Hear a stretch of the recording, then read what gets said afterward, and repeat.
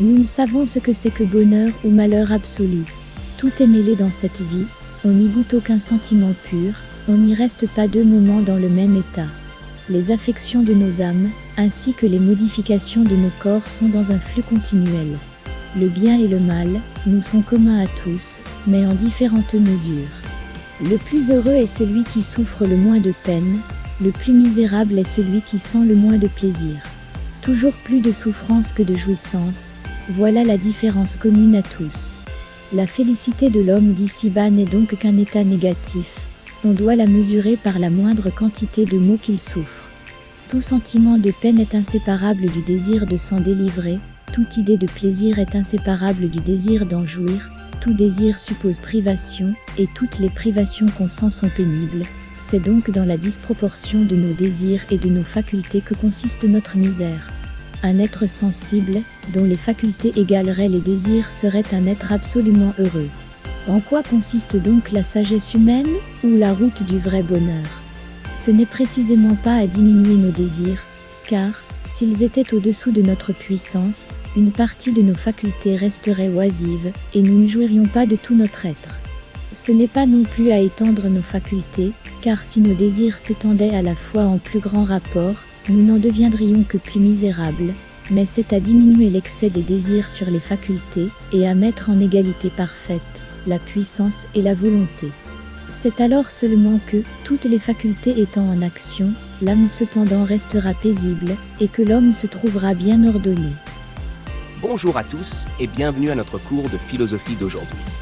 Nous allons explorer un extrait de Jean-Jacques Rousseau tiré de son œuvre Émile ou de l'éducation. Dans ce texte, Rousseau nous invite à réfléchir sur la nature du bonheur et de la misère humaine. Rousseau commence par nous dire que nous ne savons ce que c'est que bonheur ou malheur absolu. Tout est mêlé dans cette vie. On n'y goûte aucun sentiment pur. On n'y reste pas 2 moments dans le même état. Selon lui, notre vie est marquée par un flux constant de sentiments et d'états changeants.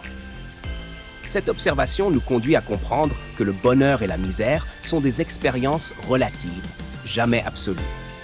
Il poursuit en expliquant que le plus heureux est celui qui souffre le moins de peine, le plus misérable est celui qui sent le moins de plaisir. En d'autres termes, Rousseau mesure le bonheur par la réduction de la souffrance plutôt que par l'augmentation des plaisirs. Il affirme que la félicité de l'homme d'ici-bas n'est donc qu'un état négatif. On doit la mesurer par la moindre quantité de maux qu'il souffre. Le bonheur est donc défini par l'absence de douleur plutôt que par la présence de plaisir. Rousseau souligne l'importance du désir dans notre expérience de la souffrance et du plaisir. Il écrit « Tout sentiment de peine est inséparable du désir de s'en délivrer. Toute idée de plaisir est inséparable du désir d'en jouir. Tout désir suppose privation, et toutes les privations qu'on sent sont pénibles. Ainsi, nos désirs engendrent des privations, qui sont source de misère. Il identifie la racine de notre misère dans la disproportion entre nos désirs et nos facultés.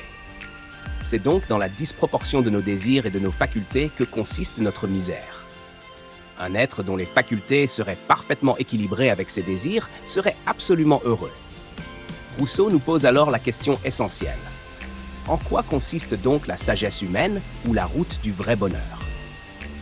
La réponse, selon lui, n'est pas de diminuer nos désirs, ni d'étendre nos facultés de manière disproportionnée. Il écrit « Ce n'est précisément pas à diminuer nos désirs, car, s'ils étaient au-dessous de notre puissance, une partie de nos facultés resterait oisive, et nous ne jouirions pas de tout notre être. De même, ce n'est pas non plus à étendre nos facultés, car si nos désirs s'étendaient à la fois en plus grand rapport, nous n'en deviendrions que plus misérables. La véritable sagesse consiste à équilibrer nos désirs et nos facultés. » Rousseau conclut « C'est à diminuer l'excès des désirs sur les facultés et à mettre en égalité parfaite la puissance et la volonté.